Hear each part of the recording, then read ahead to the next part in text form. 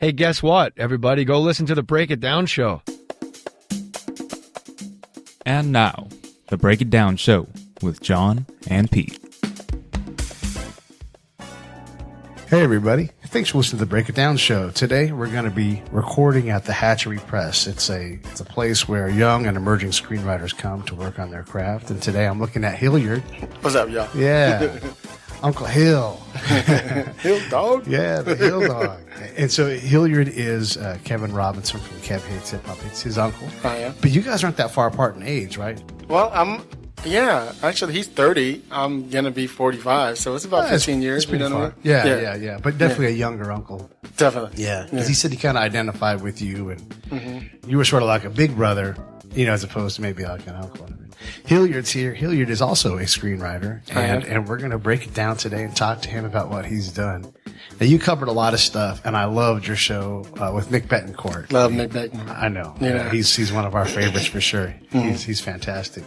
So we may cover some of that stuff again, but if you guys are interested in Hilliard's background, definitely go to if you're interested in Hilliard's background, go to Mick Betancourt's show and search for Hilliard Guess, or even go to Hilliard's podcast because he's got stuff too. What do you guys talk about in your podcast? My show is called The Screenwriter's Rant Room, and on our show we kind of are all about discussing like entertainment, TV, film, music, culture, and we kind of say that because I don't just have writers, directors, and filmmakers on my show.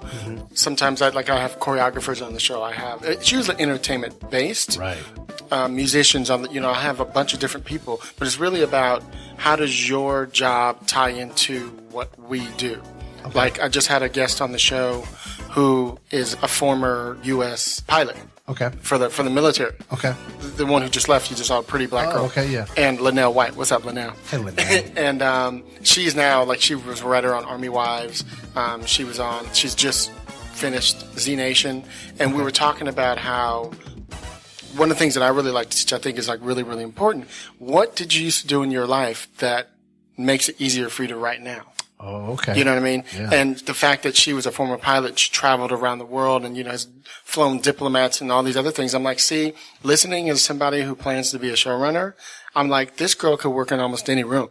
Right. You know what I mean? So those are the type of things that I like to go into. Talk about how what you do benefits everybody else. How can we give somebody game from what you experience? Because yours is going to be different than mine. Sure, right. You know what I mean? Yeah. So our show is really about giving people game from real writers in the game. And I'm a director and producer, so I'm in the game right now. This is such a fantastic thing with podcasts. I mean, we have elements of that in ours where we have people that are interesting, but they're talking about their experience and how they got there to the top. Sure. Your nephew's show is all about giving out game. Another former guest of ours, a guy that lives on this, is Anthony Iannarino. He does speaking and he gives out free things for sales all the time. Okay. Yeah, all the time. So we talk about the barriers for entry to do these things, to screenwrite, to become a stunt driver, like we just talked to Sarah Fairfield. The barrier to entry is low. You still got to work to get in. Oh, God, yeah. But now there's people that'll say, no, you're as old as I am. I'm 45 years old too. No one ever told me how to write a song. Okay. That give me the formula. No one ever said, hey, you graduated from college. Here's what's next. I mean, I knew how to get a job, but that's just words. Sure. How do you get a job? What am I supposed to do? What are the mechanics of it? And they teach you the fundamentals, but they don't teach you the business. Yeah. They taught me, for me, what a degree is now is it proves that you can work. That's it. It just proves that you can do a 40-hour work week, to somebody. And I would take it a step further. I don't mean to get you. Yeah, no, please. But I would almost say it proves that you know something. Yeah. You know what I mean? But it doesn't mean you know how to work here. Right. You know what I mean? Right. At my job, you know what I mean? That's the key. Yeah. It does. It's a key to a gate, but it's a gate with a fence you can hop over, Easily. Yeah. I mean, you can go learn how to be a screenwriter at USC, or you can just get it by hustling. Hustle muscle. Yeah. Which is what, me and Mick and everybody we talk about. It's, you got to have some form of hustle in this business in order to get to whatever it is that you're trying to get to. Yes. And that's really for everything, Yeah. The other thing too is it seems like with the podcast, we're a lot more, and I'm not trying to be judgmental of anybody, but we're a lot more open with what we've got game wise, Here are things that work. You realize these are barriers. There's real barriers. To becoming a stunt driver is not easy. You know, you can't just, I drive like an idiot and I don't care. But you've got to actually get work. Yes. You know, and how do you do that? And you can learn those things through these podcasts. So it's cool to hear that you guys do that, because screenwriting, everybody wants to write a screenplay or a teleplay. Everybody thinks they can. Because we all watch movies and watch TV. They want to. There's the problem of putting down 300 words a day or whatever it's going to be, and then actually having it be in a format that makes sense. Well, here's a trip. Here's a trip. Trip this. So I'm a former actor. Right? Until 2003 or 4. Okay. Right? And I was never intimidated being an actor, because to me, one of the things I've learned, this relates to being a writer also. Right. Hollywood is full of all these beautiful actors and women, you know what I mean? And actresses and models who are the person in their town who is the most pretty, the most beautiful, the most sexy, whatever. And everybody's like, you're so pretty, you should be in Hollywood. Right. So they come here thinking because they are, people have told them they're beautiful all their lives, that they could come here. And then they meet somebody like me, who comes from the theater, you know, who's been trained. Right. Who, when you give me a script, I'm going to kill you. Yeah. You know what I mean? Right. I'm just generalizing me as meaning most Totally people. get that. Yeah. And same thing with being a screenwriter. Sure. You come to LA and you want to be a screenwriter. You've never written, but you think you can write it because you know you've read a book or whatever the fuck. Right. And then you get here and you realize it's a fucking craft. Yeah. It takes you 5 or 6 scripts to really get good and even start to find your voice. Yeah. You know, I have 27 scripts I've written. Wow. You know what I mean? Yeah. Not too many people. I know people who've been writing for 30 years and haven't written that many scripts yet. Right. You know what I mean? And I think that's ridiculous. You know, in my opinion, I try to do 2 or 3 a year. Okay. Whether that's TV or film. Okay. You know what I mean? Yeah. I at least write 1 movie. Right. And I at least write 2 or 3 pilots for sure. You know, and you have to have yourself be that ranging, in my opinion.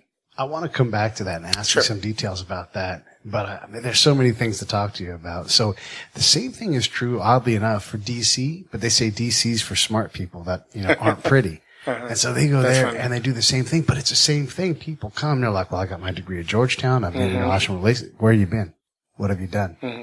And when you can't answer those questions, I know I've got my craftsman license, you know, when someone comes to me and says, I have the answer, like, well, then you haven't been anywhere, because no one has the answer to those problems, you know, but you can hear the lingo and you're right. I will cut heads with people and I'm gentle about it. And I'm like, listen, I just cut your head off, you know, no one's listening to you anymore. Exactly. I'm glad to help you out, but let's start here. You know, it's hard to get people, at least in that line of work, it's hard to get them to understand. They're so damn smart, right? It's hard for them to shut up and listen. And in that kind of work, when you're overseas or you're trying to figure out policy level things, you can't know all of it. You can't. And, nobody knows it all. Right. So I wonder if the same parallel applies here, where even like the best screenwriter in LA, whoever that person is, you know, that person, I would imagine, is still learning. Every day. And here's the cool thing about what we do. We were talking about this on one of my shows in the last month or so. And I was telling Lisa Bolakaja, my co-host, I was explaining to her about, we did an episode about biopics and writing biopics. Okay. Right. And I wrote a script about a famous disco singer named Sylvester from the 70s. You probably remember. Yeah. And I was talking about, like, we're giving people game on how we wrote those scripts, how we researched, and how you can make these things. And we always do it from our viewpoint. Okay. We don't dissect a script from somebody else. I tell you about mine. Okay. And that's not me telling you about mine because I think mine's is better than everybody. It's me saying, look, dude, I'm in the game. Yeah. I'm that vulnerable. I'm telling you, here's my mistakes. Here's where I really rock. You know? Yeah. And this is the script that I wrote from passion that helped me, you know, that's incredible, get another job writing this script. Right. You know what I mean? Et cetera, et cetera, et cetera. So where I'm going with that is we talk about these things on our show to educate people in a way so they learn from us to be like, wow, these dudes are really in the game. Right. They're not just talking about Kramer versus Kramer from 30 years ago. Yeah. They're talking about today. Here's my script today. Yeah. You know, that I wrote. Not that I read. Right. Not that I'm dissecting somebody else's bullshit. Right. You know, anybody could do that. You've been watching movies all your life. Sure. I bet you can go to a movie and give me really good game on why you think the movie sucked. Yeah, probably can. Anybody could do that. Yeah. You know what I mean? But if it comes from you. Right. Now I have a little different perspective on it. You know what I mean? Yeah. So that's our whole thing is It's all about what we do to give you game from our viewpoint. I get you. You know what I mean? Yeah, and the screenwriting game is, and I can't think of her name right now. On Mint Betancourt's show, she was there, and what she does is she consults with screenwriters. Jen Crisanti. Yes. That's my girl. Man, she was brilliant. And again, there you go. There's that game. She's able to say, that's great, but your main character hasn't achieved these things that they have to do to make the story happen. And you don't even know what she's talking about. You know, I get that. It absolutely makes total sense that it is a craft and that the story, you have to pay the bills to get the payoff at the end. It's not just a concept. It has to be all. It's a ride. It's rise and fall. It's, you know, and people just think, oh, I have this great idea. Right. And a lot of younger writers will write a script and it's all plot, you know, and then this happens, and then this happens, and then this happens. You're like, okay, where does it go down? Where does it rise? Where does it, you know, where are the obstacles within those things? They can't just all be obstacles. Yeah. You got to have a moment where you take a breath. Yeah. You know what I mean? And they don't understand that. Right. You know? There's so much to do. And like, you can get someone who's, I would imagine, immature at writing, and they'll talk about, well, I'm foreshadowing here. But there's so many more things. Like you said, the audience needs a chance to breathe. You got to get everybody caught up. Half the room may be with you, and half the room maybe not. And that's maybe by design. How smart is that? When you're like, you know, this is where I'm going to wiggle. And then you bring them in. And that's why you have all those elements that have to be in there. And that's cool. Who writes great dialogue, do you think? Right now? My God. For me, this is just my opinion. Yeah, just you, yeah. And a lot of people are going to say different, and I'm cool with that. Yeah. I mean, there's lots of for me, it's really going more toward TV. Okay. Right now. Right. But there was movies with really good dialogue. For me, I'll start with movies and I'll go into TV. Okay. I'm going to take a step back. Oh. One of my favorite movies for dialogue is Training Day. Okay.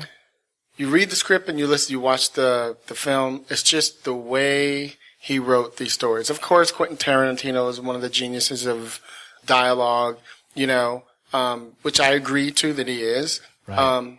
On the page, when you read it on the page, though, I have issues. Really? You know, because there are things that we readers read that we expect to see. And when you break those rules, and he's a rule breaker, you see problems. For the small thing. Right. Say you open up the page, fade in. Okay. And you start with a blotch like this thick of action.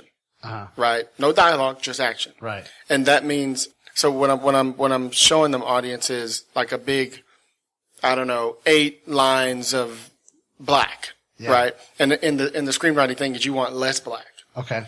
Tarantino in his scripts has lots of black on the page. Right. So that doesn't mean that his content is bad. It just means the way he formatted it is, I don't want to use the word bad because he still wins the fucking Oscar for it. It's his style. You know what I mean? Yeah. But it's his style. I would prefer to read a longer script that's lean than a leaner script that's full of a bunch of black. Okay. You know what I mean? If that makes sense. Say, let me make sure I am following you. So when you're saying black, you mean writing. So like, I'm going to describe for you, there's an orange cutlass sitting on the corner, and that's all the lead up. Correct. Before we get to a word coming out of Correct. And that would go on for about 8 to 10 to 12 lines before we hear a word of dialogue. And is he taking stuff away from the director? Because he can see. No, he's writing it for himself, so it doesn't matter. Right. And that's why he's breaking that rule, because he doesn't have to answer to anybody. Yeah. So nobody's saying, "Hey, Quentin, can you lean this up a little bit?" Right. Because it's a little heavy. You know, it'd be easier for the actors to read this if it were, you know, instead of including this character coming in among all this action. Right. You know, it's another beat. Drop the beat. That's what I always teach people. If it's a new beat, drop it. Okay. You know, don't just say interior such and such room and then you describe the room and then you describe who's in the room. Then you keep describing what happens. Right. No, motherfucker, drop a line, and make it clean. Yeah. You know what I mean? So when we meet the character, he has his own spot. Okay. You know what I mean? Right. He has his own little, what we call like a slug. Okay. You know, it's like that's his moment. You don't want us to just overlook it. Right. You want us to know this is important. Okay. You know? So Quentin Tarantino can also break rules because he's a genius at doing this, you know, and it doesn't mean that you can be. He's a cinephile. Yeah. He knows it. Right. Up and down. Exactly. Mm-hmm. And he doesn't have lines to color within. Yeah. It's like Picasso. Of course he broke all the rules, but he doesn't have rules. Or, you know, the thing, to bring it over to sports, Deion Sanders back from our day, right? Mm-hmm. You can't run with the ball in one hand. You can't pitch the ball back. Mm-hmm. Wait, I learned. Yes, Deion Sanders can. Yeah. because he doesn't have those rules. He can do whatever he wants. Mm-hmm. It's up to him. He's the creator. It is neat to see those people work at that level. Okay, so that's dialogue. Well, let me get to TV if you don't mind. Oh, yeah. So in TV, now that's a big spectrum for me because some people would say, yes, yes, that's cool. Like, I'm going to give you an example. Like, one of my favorite shows is Shameless. Okay. On Showtime. And then there's Californication. Then there's, you see, I'm talking mostly cable here. Right. We're talking about, what's the other one? Better Get Saul, whatever the fuck. You know, like, I mean, just the dialogue in these scripts are fucking genius. They're just clever. And I can't explain it. You have to read it to see what I'm talking about. But when you read it or when you hear it, you go, wow, I mean, sometimes they have little speeches that are just brilliant. Do people jump into your mind, like, as you're writing a screen, like, does Denzel jump into that character for you? It depends on what I'm writing. I mean, I'm one of those people, I always picture who it is, probably because I used to be an actor. Right. Which is an advantage to a lot of Sure. having been an actor. Right. You hear things different. You react to things different. Okay. You give the character more pauses because you're thinking you'd imagine him getting up and walking to the board and you can really feel the room with action. Okay. And not just, talking heads. Yeah. You can really start to fill the space. And one of the compliments I always get on my scripts all the time is how visual it is. I'm really good I could be in one room and you would imagine everything in that room. I could just really set the pace and set the set dressings. You really get a set of the tone. And I do that through tone. Explain that. Sure. For instance, if I'm writing a horror script. Right. And it takes place in a dark tavern.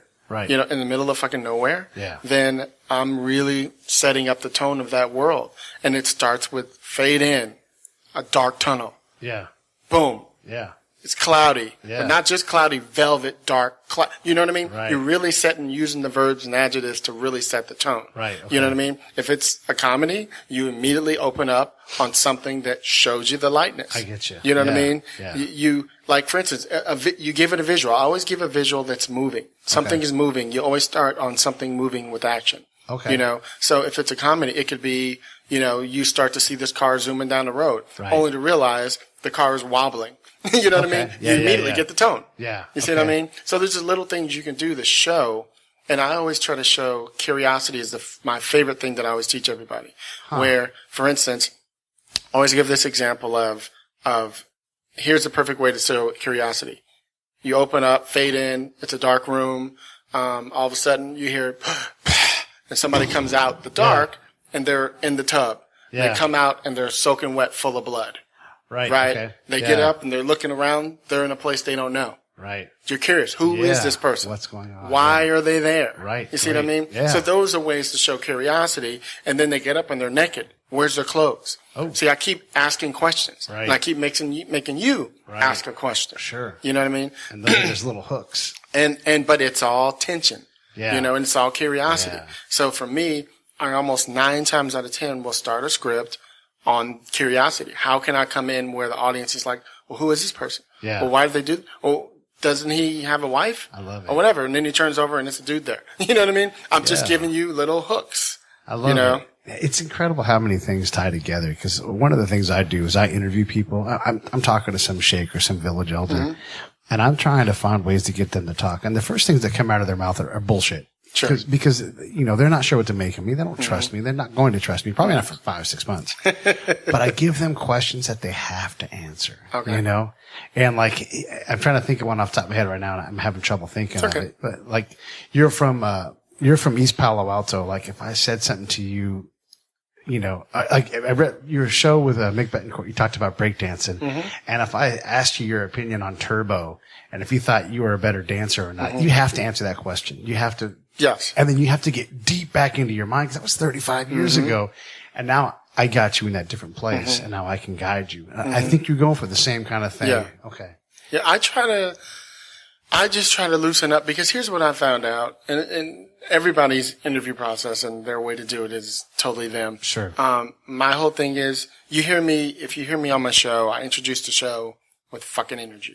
Yeah. What's up, y'all? It's your boy. Boo, Yeah. boo, boo. You know what I mean? I'm just talking, Yeah. having a good time, Right. introduce the show. Me and my girl, we're having fun. Boom, boom, boom, boom. I'm like, y'all ready to get in? Let's get it in. Now, we got my man here. Yeah. Boom, boom. You see the energy. Right. There's something about, if you're talking to somebody, sometimes you tend to take on their same tone. Absolutely. If you're talking like this, I'll start Yeah. sinking in. Right, You know what I right, mean? right. If you keep it up, I stay up. Yeah. You know what I mean? So I found for the most part, my guests will pretty much bring it up because they're like, oh, these motherfuckers aren't playing. Yeah. I'm going to look Yeah. like a stupid. I'm going to look really stupid if I don't tone it up a little up bit. there, yeah. And I'll tell them before they start, I'm like, we're really silly. Yeah. You know what I mean? Yeah, yeah. Bear with us. Yeah, yeah. If it goes too far, I'm not going to cut it. I'm Yeah. telling you right now.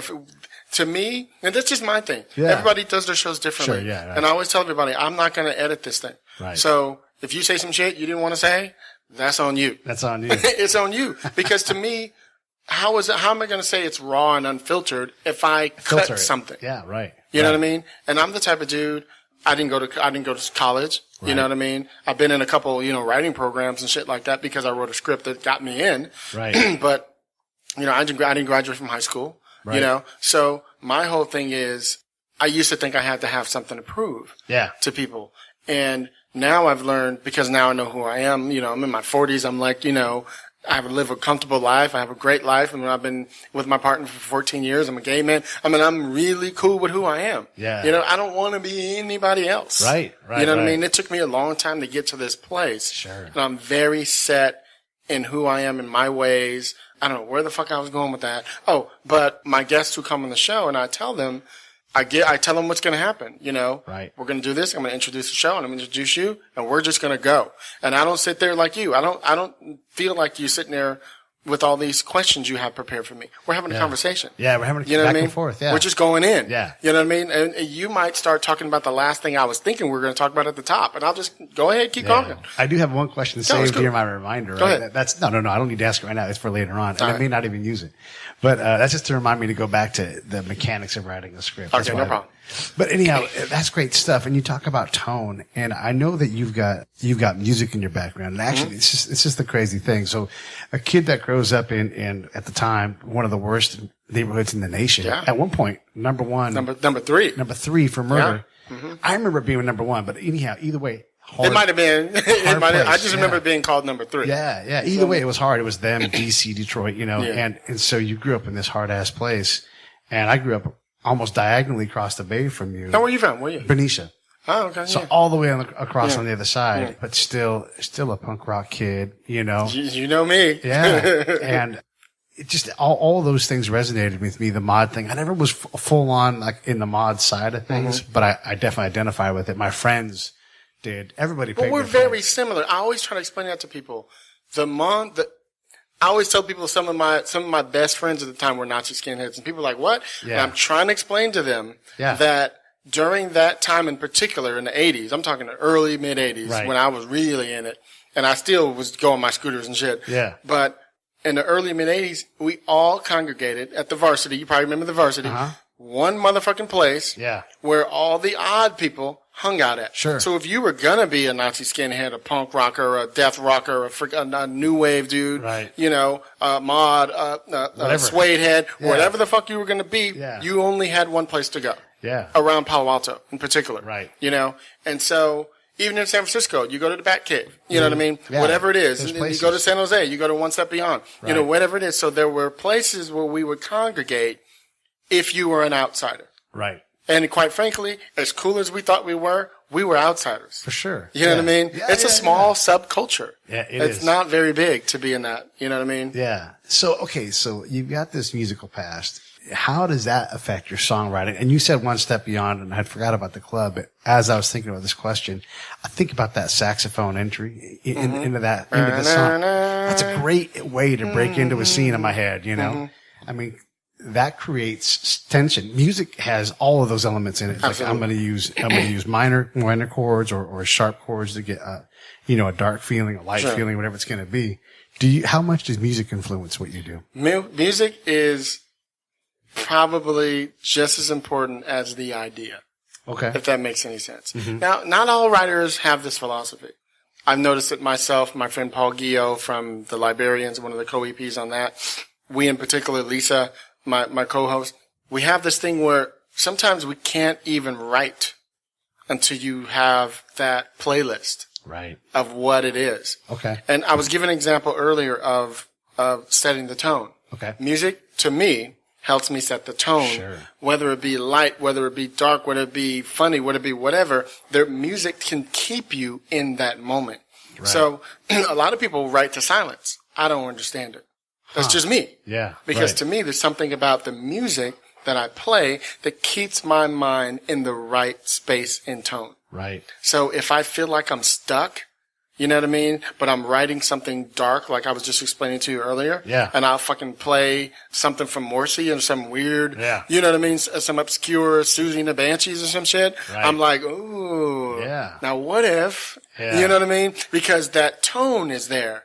You know what I mean? Right. Okay. Yeah. So for me, it keeps me there. If I'm writing some, you know, something from the 80s about, you know, the hip hop generation or whatever the fuck, you know, I'm listening to KRS-One and fucking Rakim. You know what I mean? I'm going in, you know, on the old shit. Because I'm one of those dudes. You see, I drive my Starsky and Hutch car. Yeah. You know, I like the older stuff particularly. Okay. I'm just an old head by nature. Right. You know, I mean, even when I was in the ska music, and I still am, my truck says Ska Boy on it. You know what I mean? Still, I'm fucking 44 years old. Yeah. You know what I mean? I still would prefer the 60s ska. Okay. You know what I mean? Yeah. Prince Buster, Desmond Decker, the Clarendonians. Sure. I want the Scatterlights. I want the real shit. Yeah. You know? But if I want to dance, if I want to get in, I want to hear Madness and the Specials and the, you know what I mean? The Selector. Then I want to hear more of the Two-Tone, the Fishbone, the Untouchables. Then I want to go to those guys. Did you ever see the Untouchables or Fishbone? Oh, those are my boys. Yeah. Yeah. I love those bands growing up. Just loved them. I saw them at out at Six Flags. What the heck that place was called? Magic Mountain? No. Up by us at Redwood. Oh, Great America. Yeah. Six Flags Great America. I saw Untouchables, Fishbone, and Oingo Boingo one night. Really? Oh man. Recently? No. Oh, was it back in the day? Yeah, I remember. Yeah. But it was those were great. Have you seen Fishbone's documentary? No.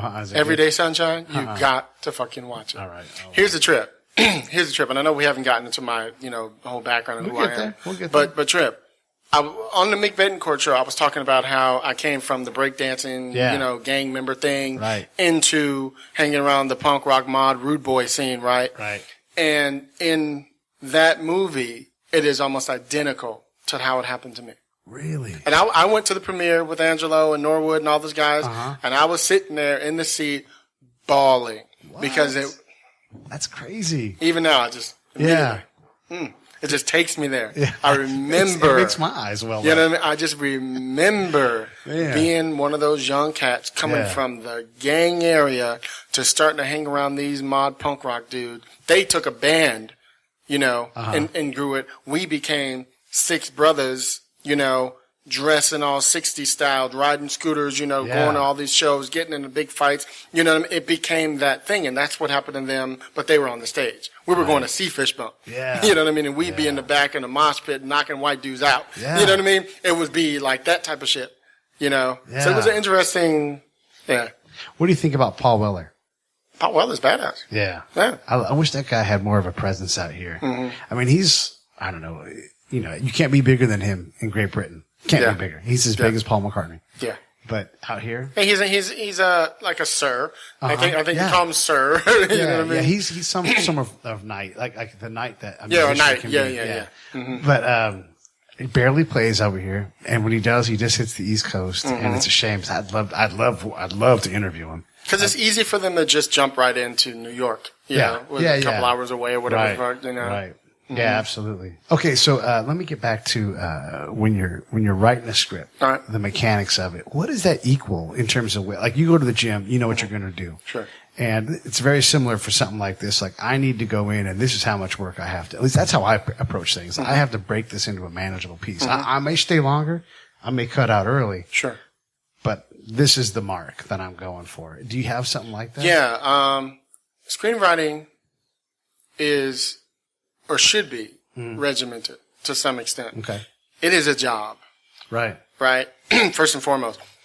I think that's where, some people don't quite understand. They just think it's something that you do, regularly or whatever. Mm-hmm. But it's really something you have to take really seriously. If I don't even have a deadline, I make myself have a deadline. Okay. And I swear to God, I drive my partner crazy because he's like, you got a producer, you got to turn this into? I'm like, no. Kinda, yeah. but no. Yeah. You know what I mean? Yeah. And I drive him crazy because I'm still have the same hat on as if somebody was paying me my Writers Guild fee than I was if I wasn't. You Right. know what I mean? And so, but I had to teach myself how to do that. I talk a lot about speed, which a lot of people don't talk about. I have a lot of writers who write film who want to write TV. Okay. And I'm always telling them, okay, great. How fast are you? And they're like, what do you mean? I'm like, well, you get into a room and you guys are in the room for, 10, 20 weeks or whatever. Right. And then the showrunner says to you, hey, Pete, I want you to write episode 7. Yeah. Now, are you going to be, you got to turn that in like in a week or two. Right. You know what I mean? Are you Right. going to be able to do that? So you should start working on your speed now. Right. I said, because sometimes you get on a show and it's so frantic that what they do is they get behind. So then they go, Pete, I need you and Hilliard to write episode 10, and we need it tomorrow. Right. Tomorrow. If you like the show, And you do. send us some pictures of your movies. Don't do that. Support the show. There are 3 ways you can support us. Number 1, go to iTunes or Stitcher or wherever you listen to podcasts. And leave a 5-star rating and review. It helps with the show metrics and helps us get better placement. Number 2, Visit our website. www.breakitdownshow.com. We've got an Amazon and an eBay link.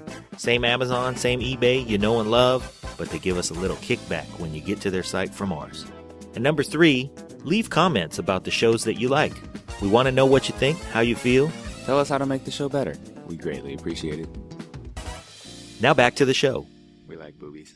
You're saying an hour-long script for a teleplay in one day. Sometimes. Sometimes it gets like How many hours is that that. going to take to do something?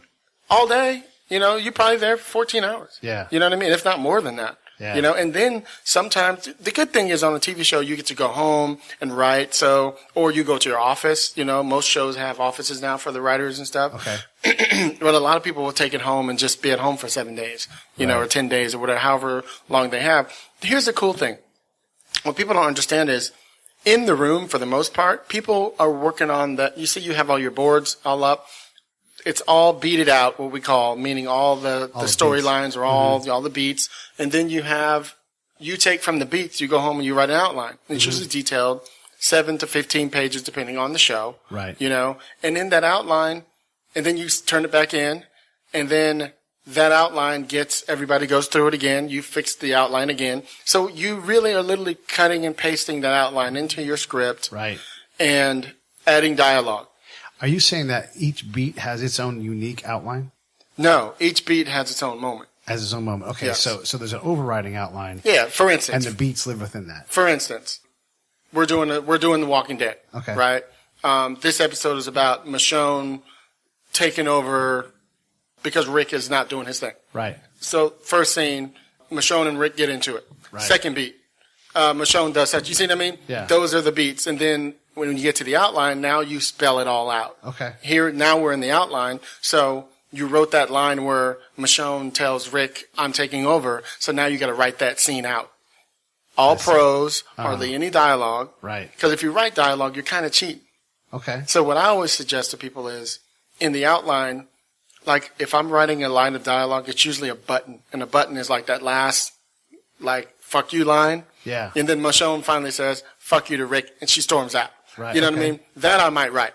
Right. You know what I mean? Otherwise, I hardly write any dialogue because it forces you to be active. Because Rick said this to Michonne, Michonne does this. Because Michonne does this, Rick does this. Okay. See what I mean? But if I just give them the dialogue back and forth, they're just talking. Aha. But if I okay. force them to have to act, now they're acting. So you write the page almost like a novel page. Yeah, it's just all prose, but they're just, Short. paragraphs. Yeah, It depends on the show. If I'm writing a movie for myself, my outline might be 30 pages long. Really? Yeah. Wow. Yeah. Okay, so you write your outline, and it's 7 pages long in the case of this hour-long drama show, whatever.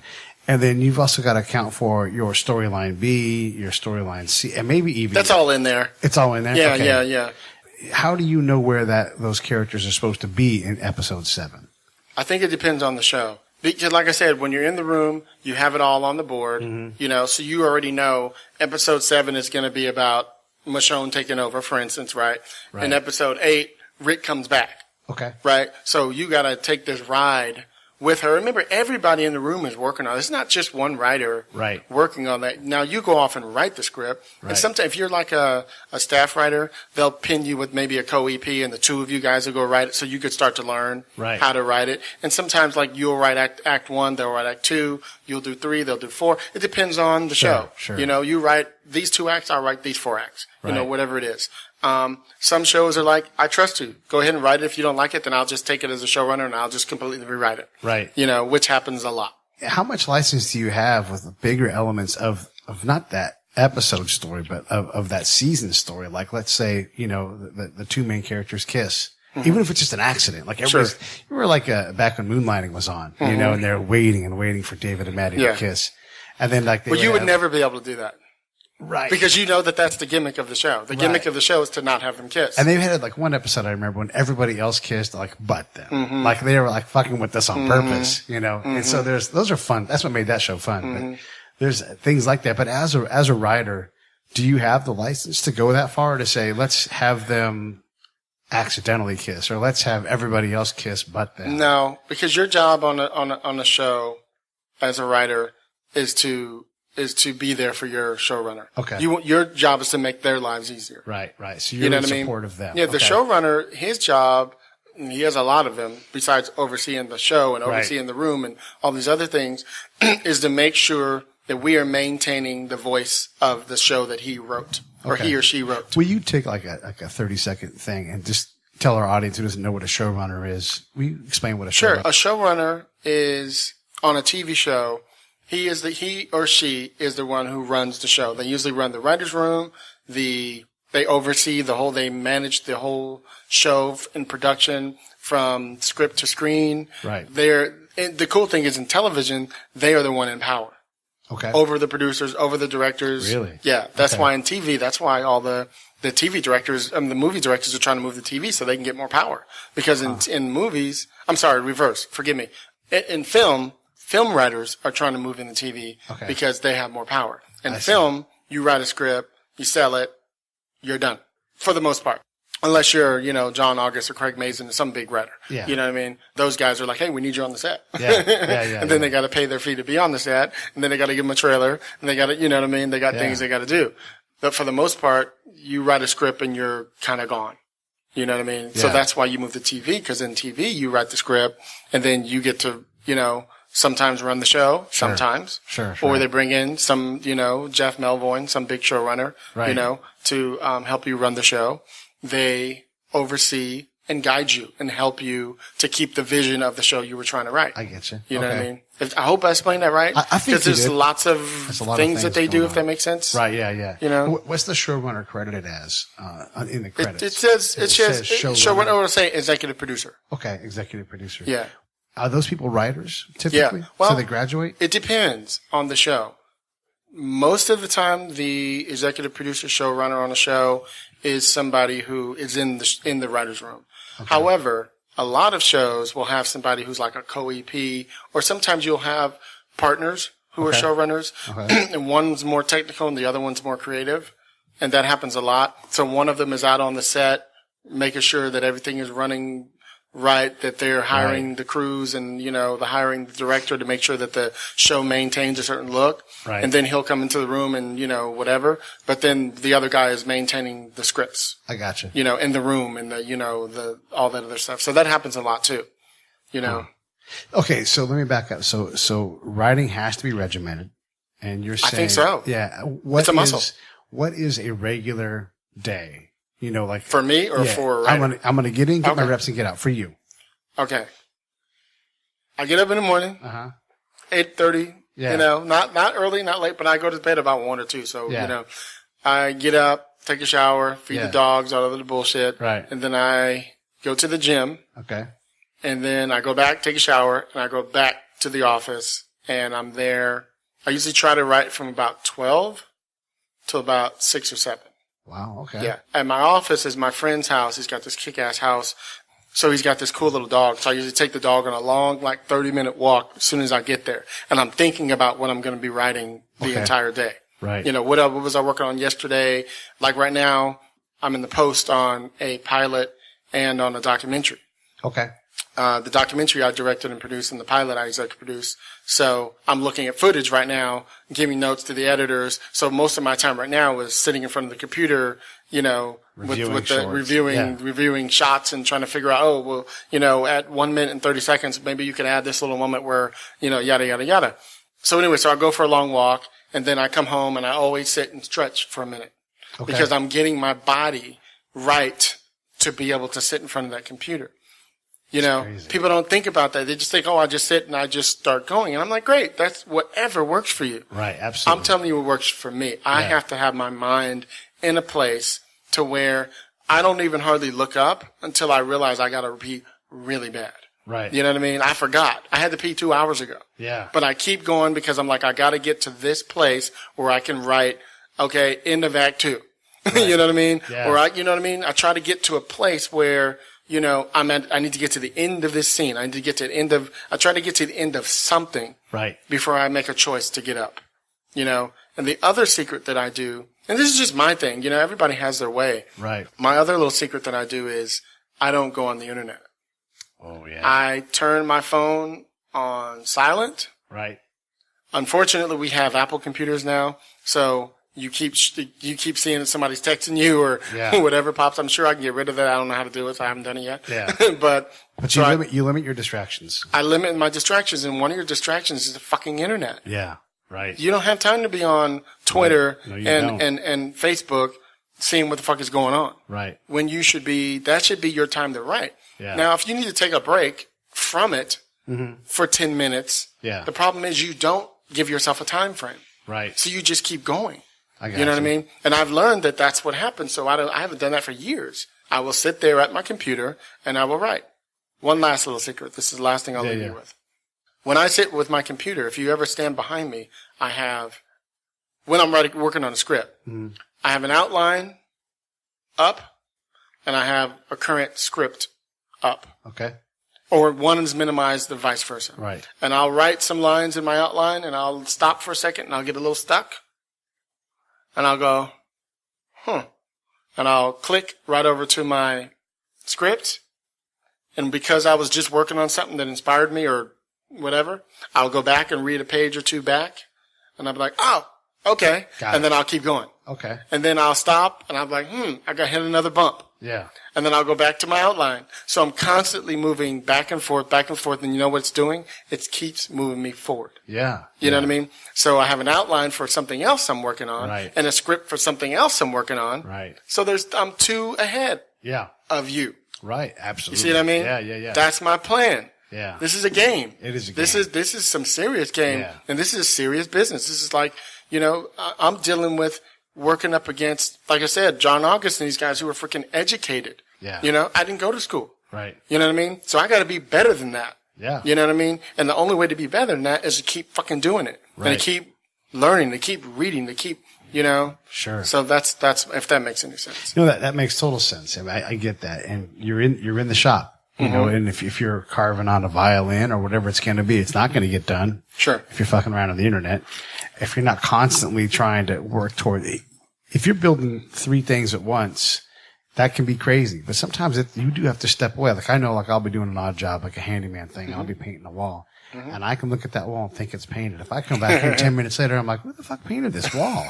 It looks like shit, Because sometimes you got to get away. You got to pull back out. Want to get away? Yeah, exactly. You don't want that moment. Exactly. Yeah. Okay. So I dig it. So you come in, you work in, it's your workshop, and you get going.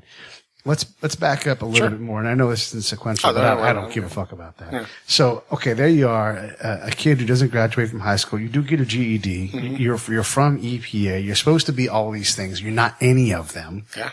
And then you say, I want to be a screenwriter.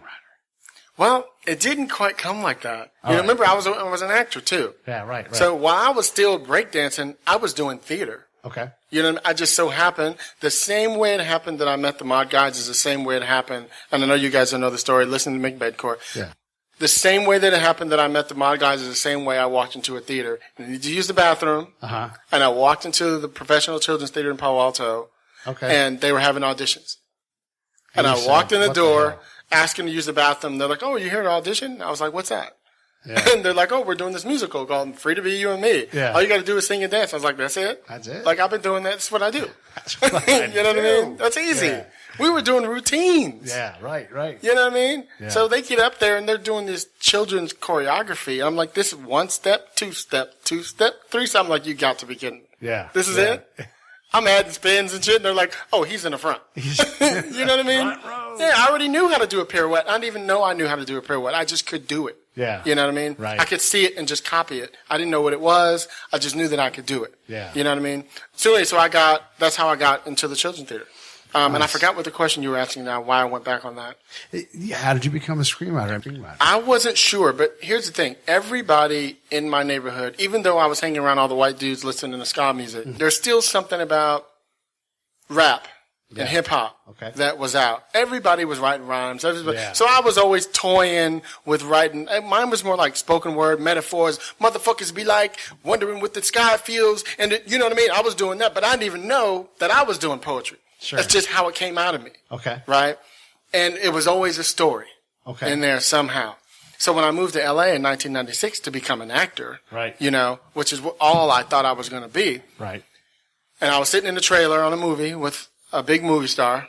And out the blue, she says to me, well, what are you going to do? I said, what are you talking about? She said, you can't just act. And I was like, well, I'm toying with this idea I have about the true story and how skinheads became skinheads back in the 60s in England.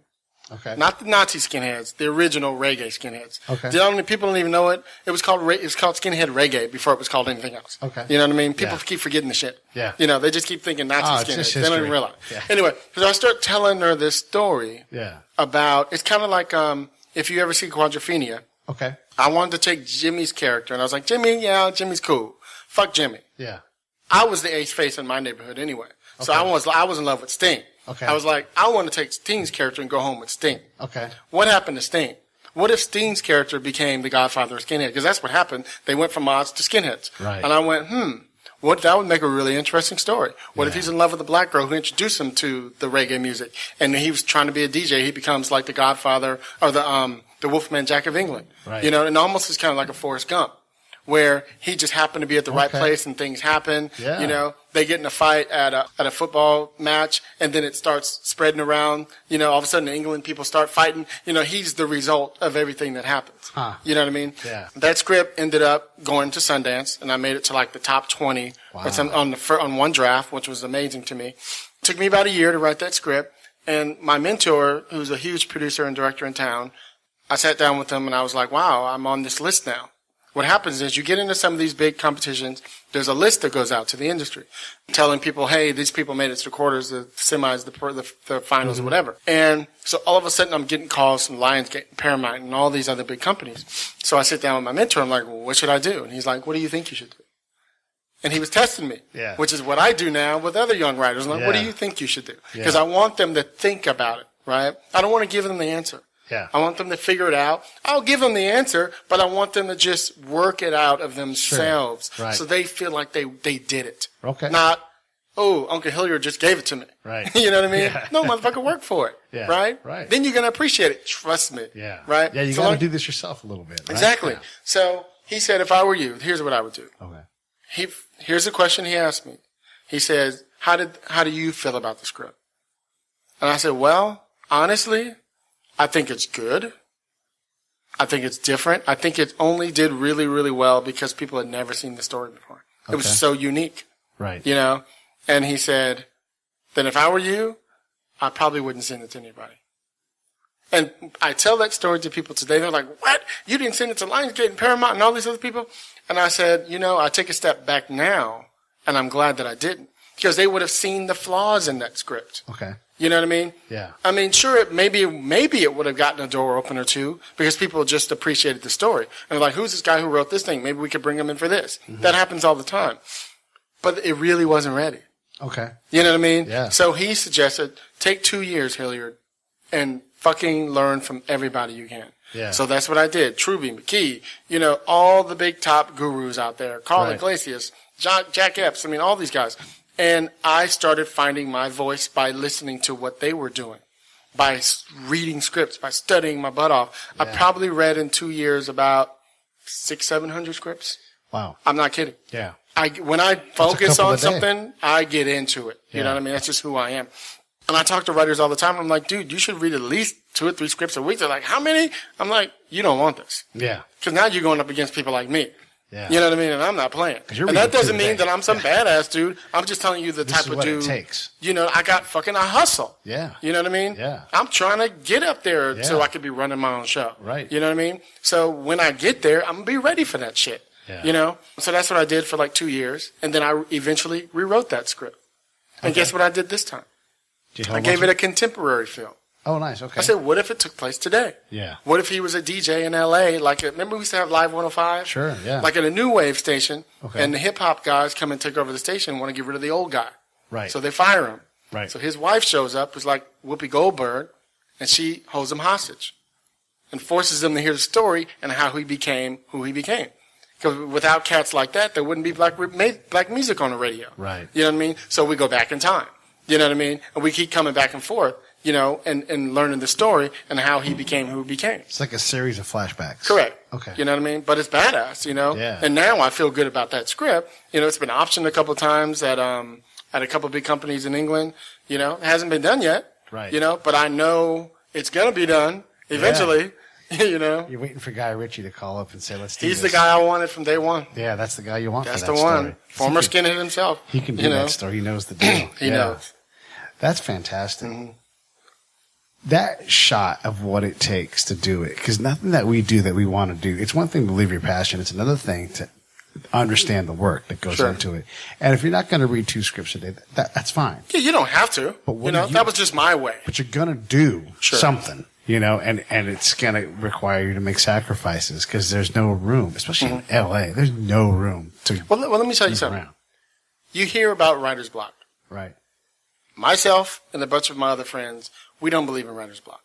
Now, that doesn't mean you don't have a day you can't write. Right. But hear me out.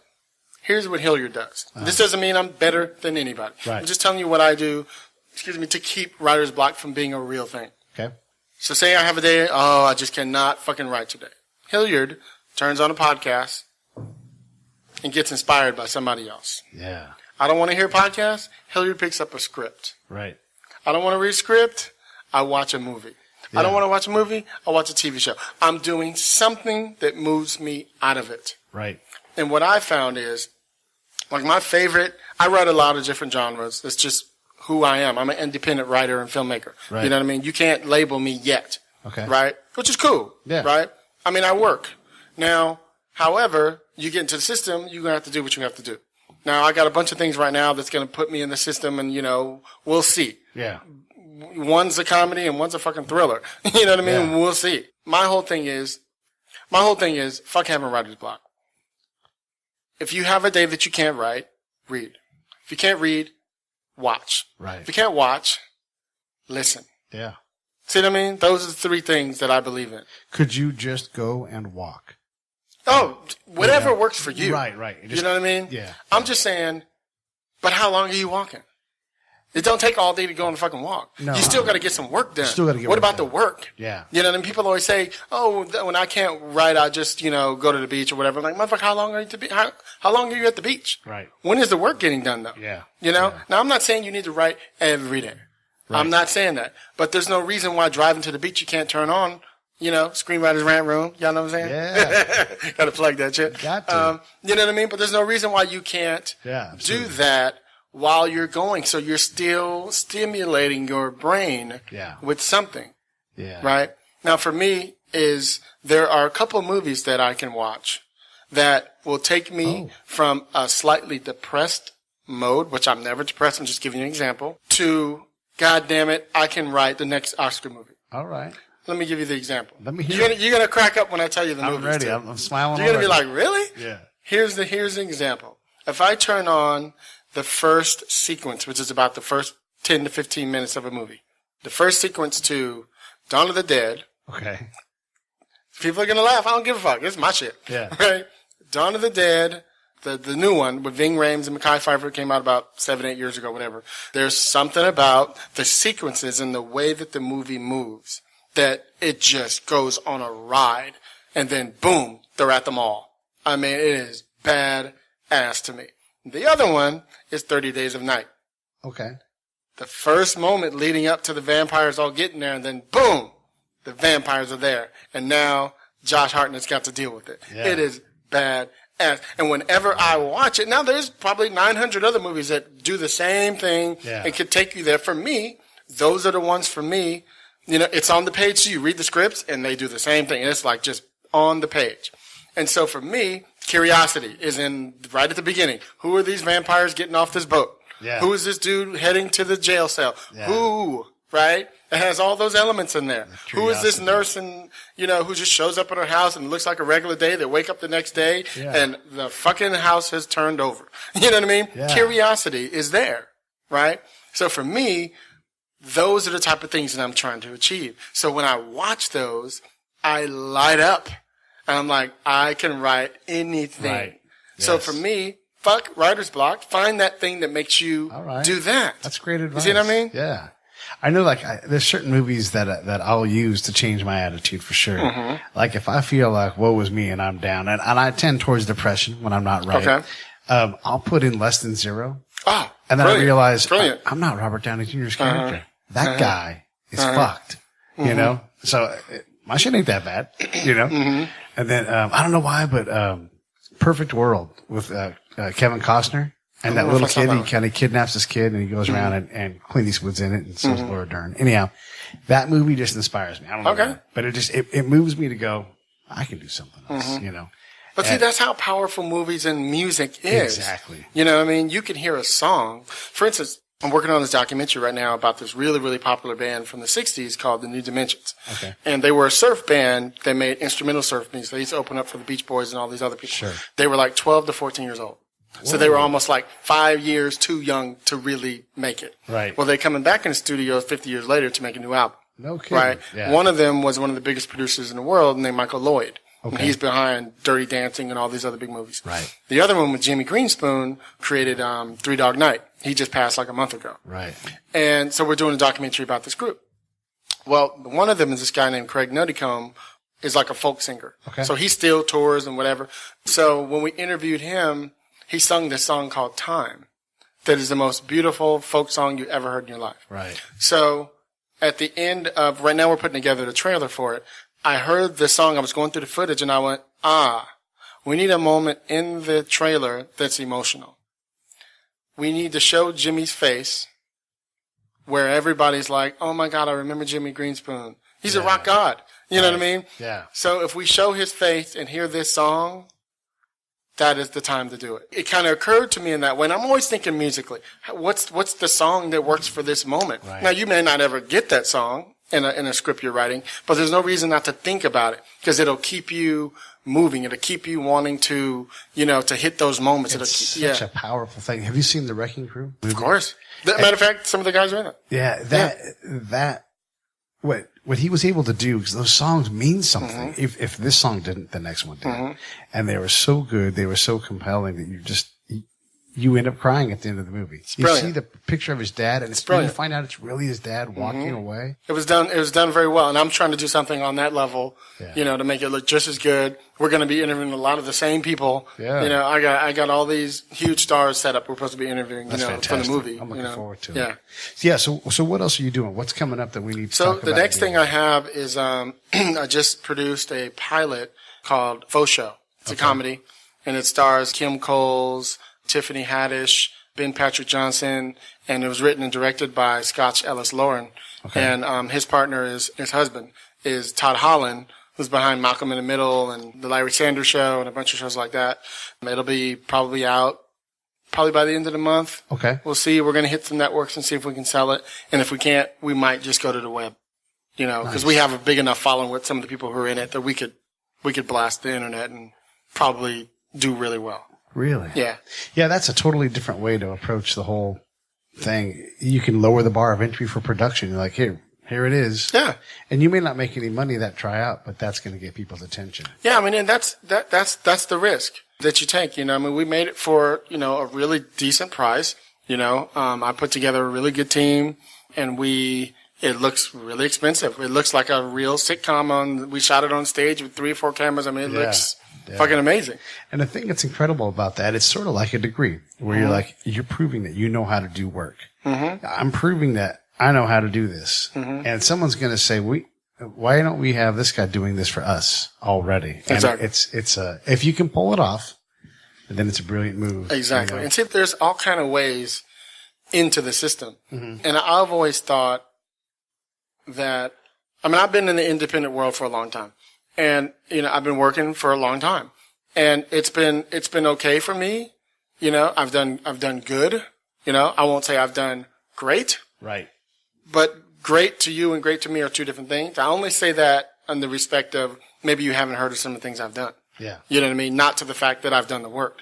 Right. You know, because I'm used to being in charge. I'm used to running, you know, the set, you know, working really close with the line producer and my production supervisors. You know, I'm really good at being in charge and working logistics and figure things out, handling all these extras and, you know, all these people and just making sure that everybody's happy. It just keeps getting me more jobs. You know what I mean? Just constantly. So I'm about to work on another project with another young filmmaker who wants me to come and help him exec produce the project for him. It's such a talent, that logistics, that being able to move people and things to create a project is a huge skill to be able to master that. I think it goes with it's funny. Sometimes I feel like I'm like an A and a B personality. Okay. I'm an A personality in the sense that I'm the type of guy I'll go to a panel or like I'm on like 3 different committees at the Writers Guild. I always have something to say. Right. You know what I mean? It's not because I'm trying to speak. You know, just motherfucker, I got some shit to say. I got shit to say. You know what I mean? Well, and it's not like you're saying a bunch of bullshit. You're not ringing your own bell for just the sake of ringing your own bell. You're like, here is why this bell is being rung. Yeah. If you can learn from this, I'm not doing this so I feel better. I already feel good. Yeah, I'm good with myself, to be honest. I really. It comes across. Across. So, okay, so we got the pilot coming up. You've got this documentary. Yeah, I have another one. I just got I'll show it before you leave. Right. I just got a new, I produced a sizzle reel for a new pilot called Tainted.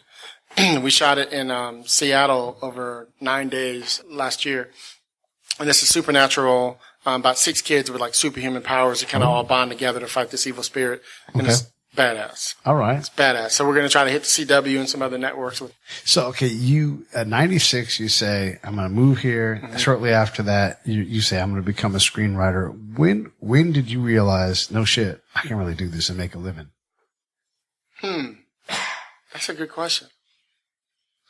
Yeah. I think, here's the deal. Until like a couple of years ago, I still enter like some of the competitions, and I've just been really lucky. Almost out of almost every script I've submitted, I almost always at least get to the semis of most of the big ones. Yeah. Like I've been in Austin and Scriptapalooza, and and I've won the Page Awards or like all these other things. And what was your question again? Forgive me. I said, when was it? You said, no shit. Oh, so I did that, and it was almost like that's when I started getting, okay, 3,000 people submitted to this thing, and I made it to the top 20. That's not bad. That's not bad. You know what I mean? Yeah. 1,500 people submitted here, and I am out of the top 3. That's not bad. Yeah. You know what I mean? 600 people submitted here, and I won. Whatever the fuck it was. So regardless of money, you know what you're doing is quality. Yes. And you're getting better. Oh, I mean, constantly. That's what I was going to tell you earlier when we were talking about the biopics on my show.